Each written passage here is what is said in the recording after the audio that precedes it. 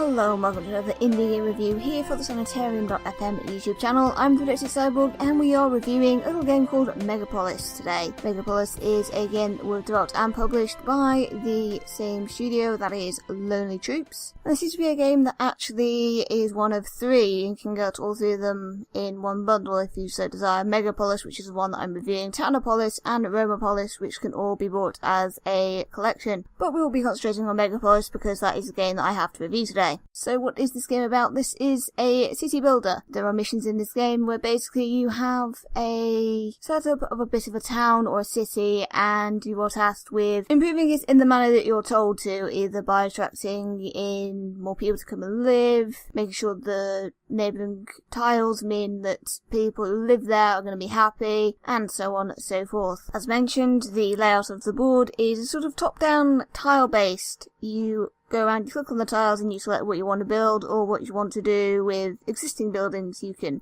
choose to get rid of them completely, which you can do with some old apartment blocks in some of the missions that you have to do. You can choose to upgrade them by adding things like furniture, although you do actually have to buy licenses to put in certain things. And of course, you're generally doing what you need to do to improve the lifestyles of the people living here. Now, as I say, you do need to buy licenses for some of these things, which is a little bit strange. It's not really a research mechanic as such. It's just literally something you need to buy a license for when you have enough money to do so you can do certain things to buildings, like improve the furniture or something like that. Sometimes this is actually one of the tasks you need to do as part of a mission, and just generally it does improve the happiness of the people living in that apartment building or whatever. So, those licenses are pretty damn useful to have if they're going to serve your purposes and help you accomplish your tasks. And they are a damn sight quicker than waiting for something to research, like most games of this type would do. You have 4 resource icons at the bottom of the screen. One of them is money, obviously, which keeps the track on how much money you currently have to spend. One of them is electricity, in which you can choose to buy in more electricity from neighbouring cities or construct power plants. You've got materials, which is obviously what you use to construct things, and you need to buy more if you're running out. And of course, workers that you need to hire in order to get certain jobs done, because there are some things you can't build without having enough workers first, and sometimes you don't have enough workers straight away, so you need to go and hire some more. As well as licenses to upgrade buildings, you will also need to buy blueprints in order to be able to build some of the better buildings. Most of the time you start off with a small apartment block, and to build even medium ones you need to go and buy the blueprint. Again, it saves time waiting for the research, but you have to make sure that you have enough money to be able to buy the blueprint before you can actually choose to use the building, because buying the blueprint will unlock it for you, and then your workers will construct it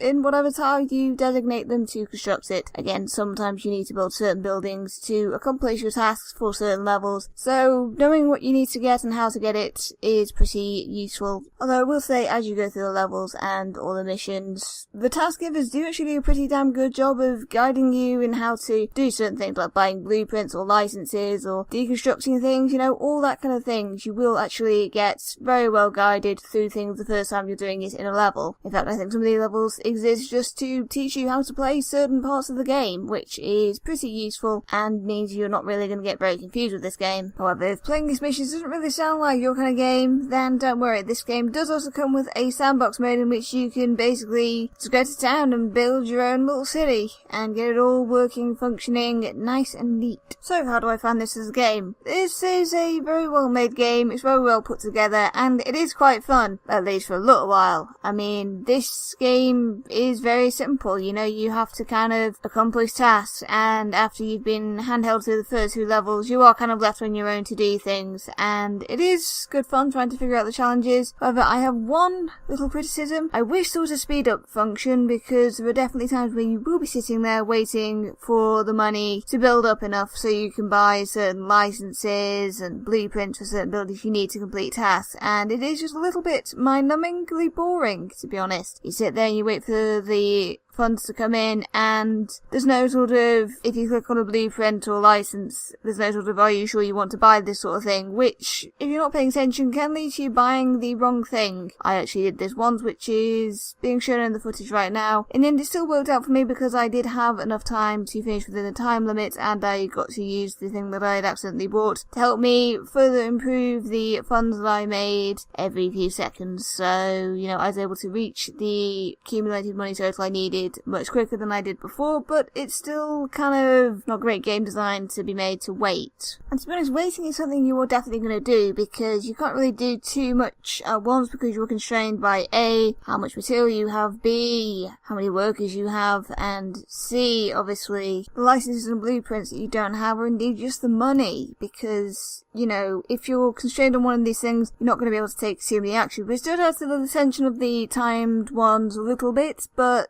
after a while the tension kind of wears off and it is a little bit boring, and by the time you actually have enough workers or money or whatever to do all the things you need to do consecutively, you are basically just going to skip through the rest of the level pretty damn fast. So by the time you're actually able to make decent progress, then there's not really much point in doing so, because the level's over nice and quick after that.